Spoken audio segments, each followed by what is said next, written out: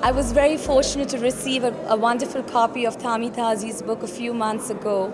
And I come from a country, India, where we have a living tradition of wearing beautiful clothes and embroideries and zari and brocade. And for me to see this book, it was a visual treat first of all, and then for me it was also a record of all the history of Moroccan designs and all the different techniques that I used to create the most wonderful garments in Morocco. But where I think Thami Tazi really comes to life is that all this tradition is interpreted and to make the most amazing clothes that a modern Moroccan woman can wear and enjoy and breathe life into. She's able to take the past and able to create something that's vital, that's modern, and leave behind a legacy for the future.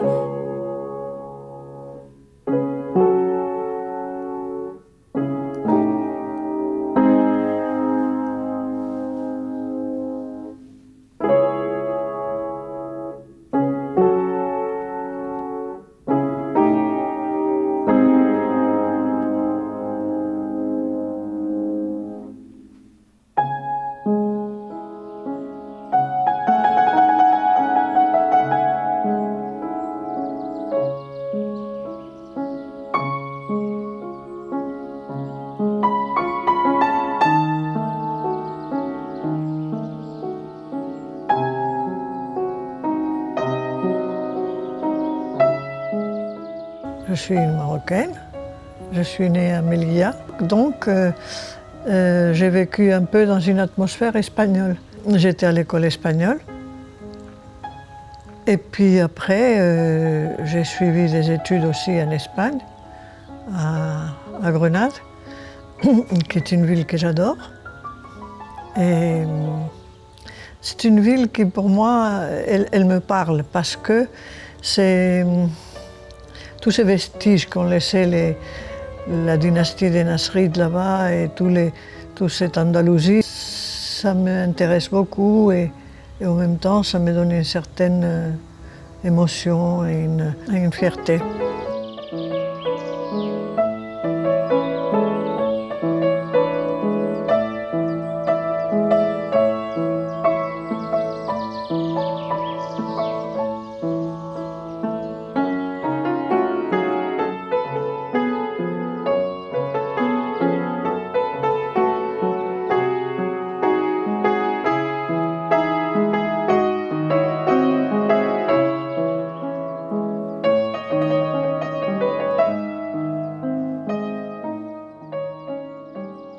Je me suis rendu compte qu'il y avait un créneau intéressant à faire, c'était le vêtement traditionnel, que j'ai toujours beaucoup admiré. Je ne portais pas des tenues traditionnelles, mais je les voyais dans les réceptions, dans les mariages, dans tout ça, porter les tenues traditionnelles. Je les trouvais encombrantes, lourdes, avec des tissus très épais, des tissus merveilleux, parce que c'est des tissus qui venaient de France, de Lyon. Mais c'était coupé d'une façon très carrée. Et je dis, il faudrait que ces vêtements soient allégés et rendus plus faciles à porter. Il y a eu la maison de couture qui a été à la vente, qui a été fondée dans les années 30 ou quelque chose comme ça. Cette maison représentait Saint-Laurent, elle représentait Dior.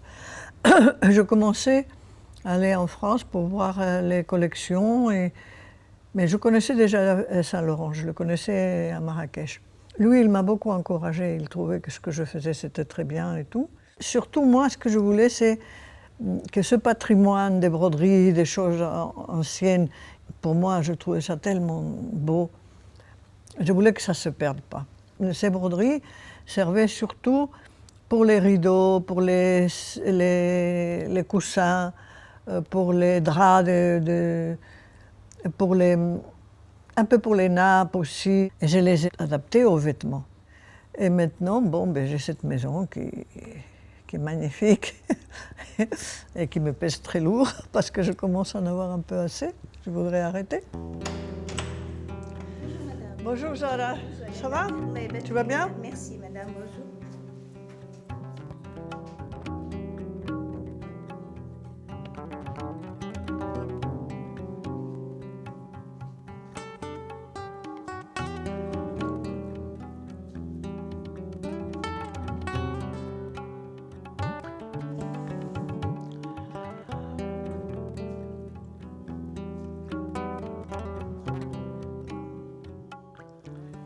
Ça, c'est le reportage qui est apparu dans le journal Elle.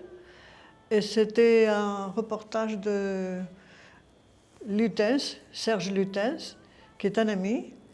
Et je dois dire qu'il a vraiment pris des vêtements très beaux.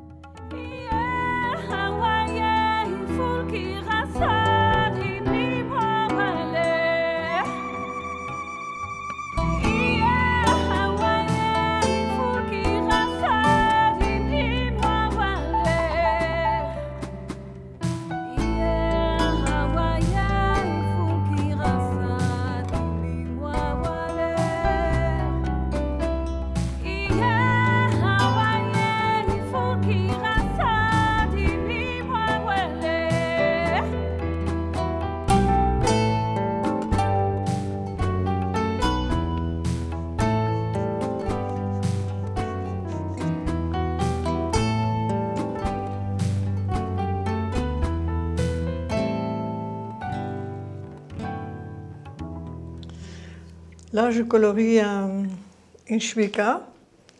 Ça va être une chouïka. C'est une tenue traditionnelle couleur rose. J'ai fait des iris. Et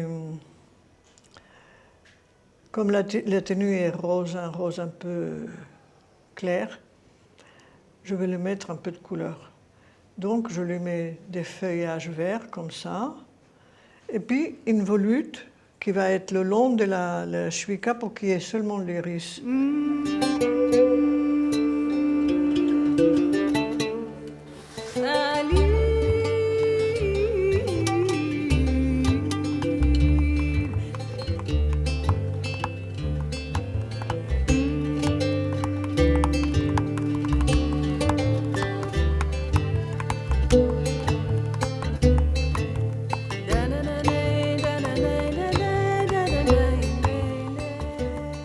Donc voilà, ça c'est les différentes créations que j'ai en ce moment.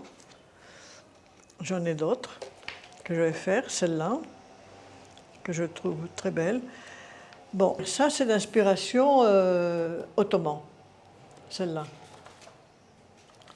Ça, c'est d'inspiration turque aussi. C'est magnifique. J'aime beaucoup la Turquie et je m'en inspire pas mal. Je me suis beaucoup inspirée de l'artisanat. Pas seulement l'artisanat turc, japonais, indien, cachemire, mais le Maroc. Par exemple, tout ce qui est les tauriques, qu'on appelle tauriques, qui est dans les bois, dans les plafonds, tout ça, je me suis largement inspirée.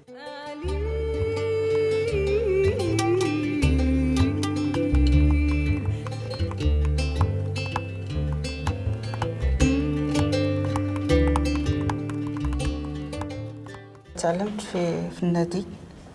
جبت الصنعة ديالي، جيت عند طامي تازي ما معلماش هاد الصنعة، تعلمت في لاتولي. كنت خدامة في بلايص اخرين، جو فازي لاوت كوتور، ودابا كنعرف بلدي والرومي، ندير دو تو. جيت هنايا صغيرة كنتعلم تعلمت هنايا شبيكة. دخلت للمدرسة تنتعلم الطرز ملي عندي 16 عام. ملي تعلمت وهذا من المدرسة جابوني لهنايا لعند مدام تازي. انا معلمه لي بوان داكشي، ولكن ملي جيت لهنايا تعلمت لا براتيك. خدمت في بلايص اخرين وخياطات اخرين، ولكن مع طامي التازي لقيت طريقه اخرى ما احسن من ناحيه الفينيسيون، من ناحيه الخياطه، من ناحيه كيفاش كتلون، كيفاش استفدت اكثر من اللي كنعرف. تعلمنا الصنعه معاها وزادت طوراتها هي. ما كناش كنعرفوا هادشي ملي جينا لعندها هي، ولينا صنعه مزيانه. كنت كنخدم السامبل. ملي دخلت لاتوليي عند مدام تازي بدينا تنخدموا خدمه جديده متنوعه بابتكار جديد. هذا فن فهمتيني، يعني الاستاذه كتعطينا الديسان، يعني خصها اي حاجه دوز من عندها. اللي جيت لهنا بديت 85 86 بديت تنخدم التايور ديال إف سان لورون كريستيان ديور. ابخي بديت كنخدم معاهم لي توني تراديسيونيل، وخدمت هنايا من عام 77. هاد المهنه لاج ديال 10 وانا في هاد المهنه. من بعد خدمت مع هاد السيده هادي تقريبا هذه 27 سنه.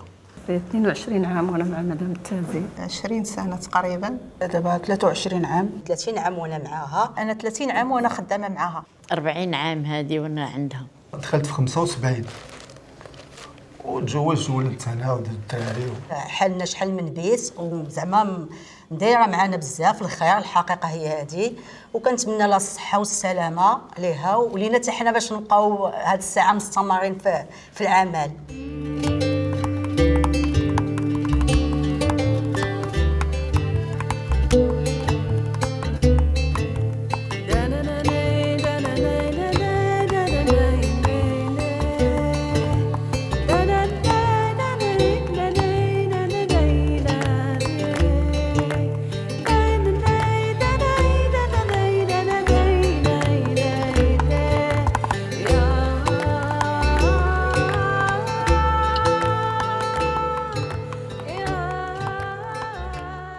J'aime beaucoup ce que je fais, j'aime beaucoup le patrimoine. J'ai passé ma vie à collectionner des broderies. C'est à Zemour, le seul endroit au Maroc où on fait des broderies avec des animaux, enfin des espèces d'oiseaux, c'est des pans. Et ça ressemble beaucoup aux broderies de la Italie, de la Renaissance italienne, de la Renaissance espagnole. Mais c'est parce que Zemour a été quand même pendant un certain temps occupé par les Portugais. Donc c'est peut-être que ça vient de là. Et ça servait pour faire les bords des divans. On les mettait comme ça par exemple ici. Ou bien dans les lits à baldaquin, on les mettait dans le front du lit. Je vais montrer les broderies de Fès.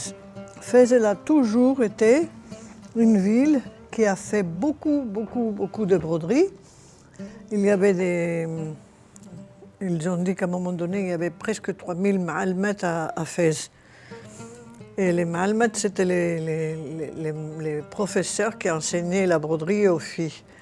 Celle-là, c'est un très vieux mendil qui a une grande valeur. Et ça représente tout à fait les broderies de Fès, c'est-à-dire monochrome et avec un dessin parfait et une broderie très épaisse en soie. Quand je montre Fès, je montre toujours Meknès parce que ce sont des villes voisines, elles ont presque le même point, mais les Meknessi, ils ont la couleur. Ça, c'est un châle de Meknès. Donc, ils ont la couleur et ils ont ce pointillé qui n'existe nulle part. Enfin, au Maroc, je veux dire. Bon, on arrive à Rabat. Rabat, il a une tradition andalouse. Voilà, ça c'est ce qu'il y a de plus beau à Rabat, c'est les rideaux. Les rideaux, ils étaient très soignés. Ils avaient des rideaux incroyables.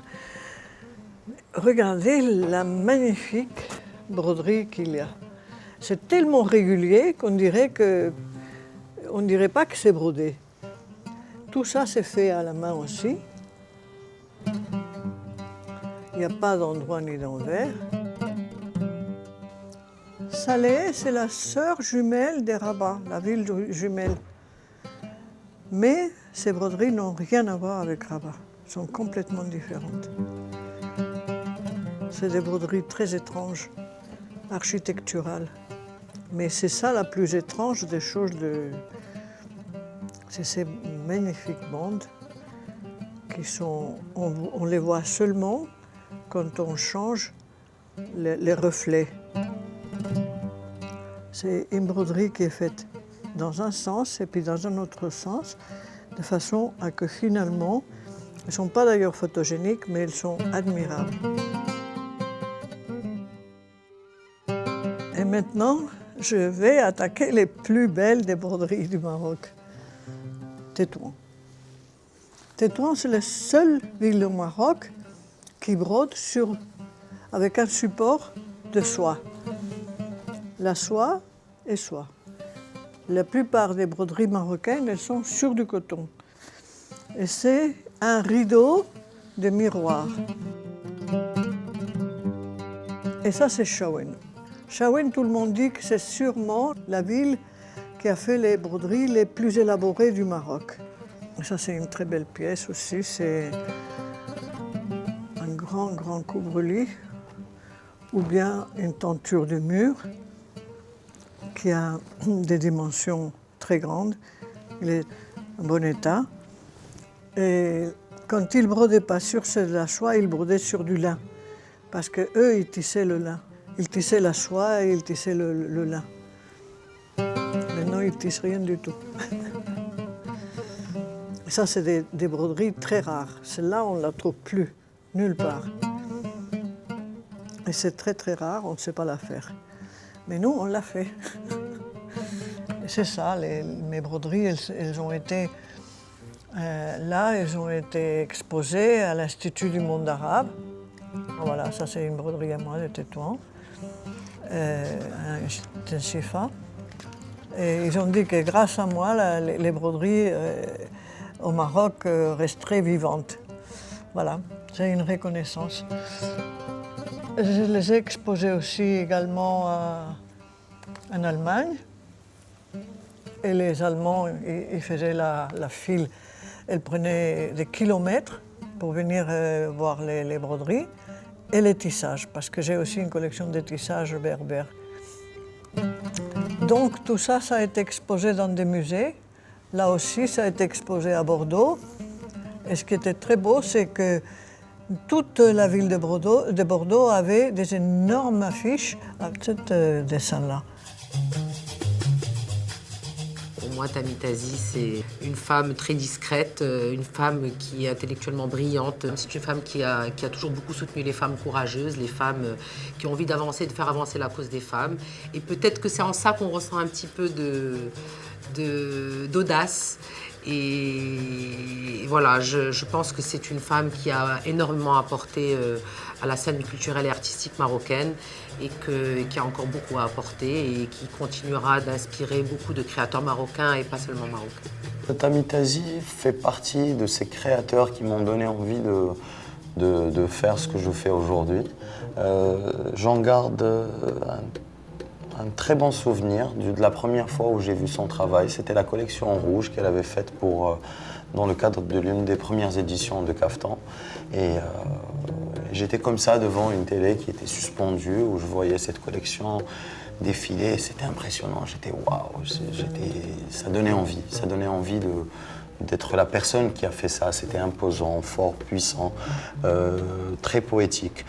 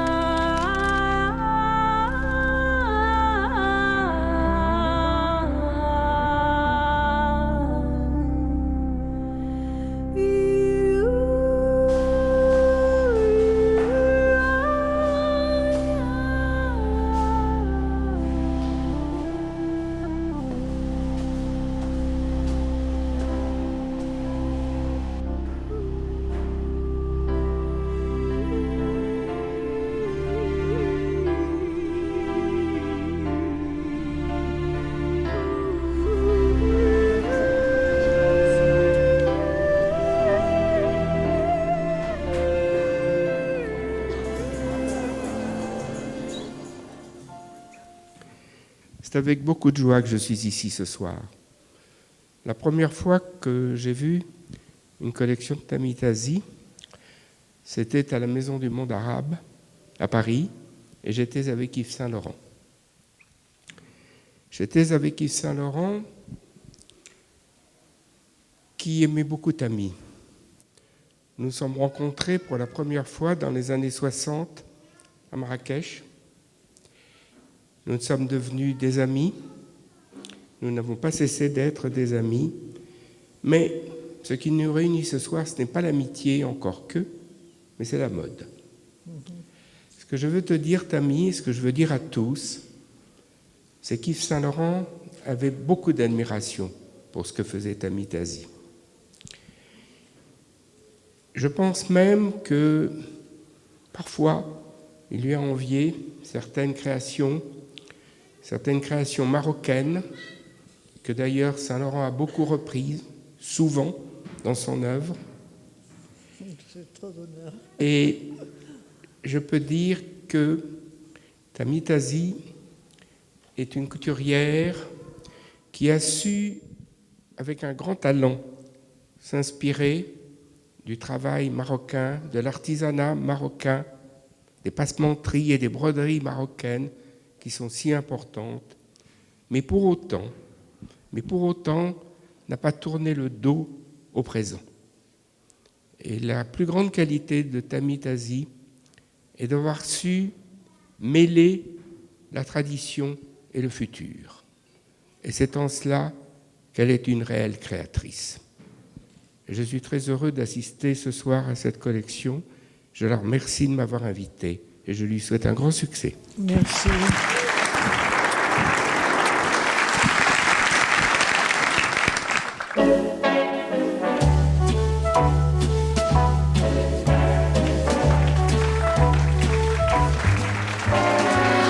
When love comes in and takes you for a spin, oh la la la,